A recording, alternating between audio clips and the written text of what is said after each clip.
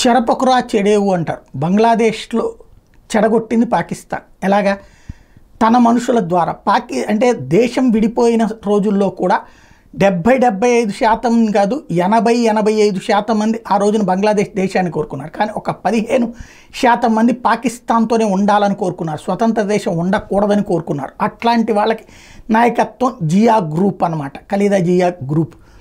ఇక్కడ కథ నడుస్తున్నది ఏంటంటే ఆ గ్రూపుకి అనుకూలమైనటువంటి వర్గాన్ని పెంచి పోషించి హసీనా పార్టీని దెబ్బ కొట్టినటువంటి కుట్ర ఏదైతే ఉందో అట్లాంటి కుట్ర చేసినటువంటి పాకిస్తాన్కి ఇప్పుడు చెరపకురా చెడేవు సామెత నిజమైంది. ఇప్పుడు పాకిస్తాన్ ప్రభుత్వానికి వ్యతిరేకంగా పెద్ద ఎత్తున రోడ్డెక్కారు జనం.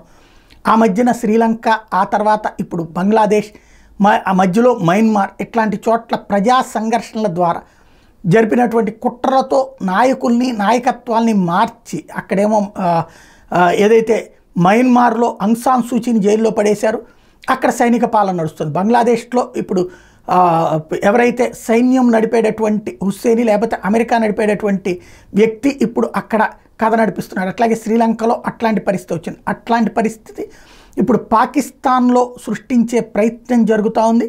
క్రమంగా ఎవరైతే ఇమ్రాన్ ఖాన్ని జైలు నుంచి విడిపించాలంటూ జరుగుతున్న ఉద్యమాలతో పాకిస్తాన్ అట్టుడికి పోతోంది.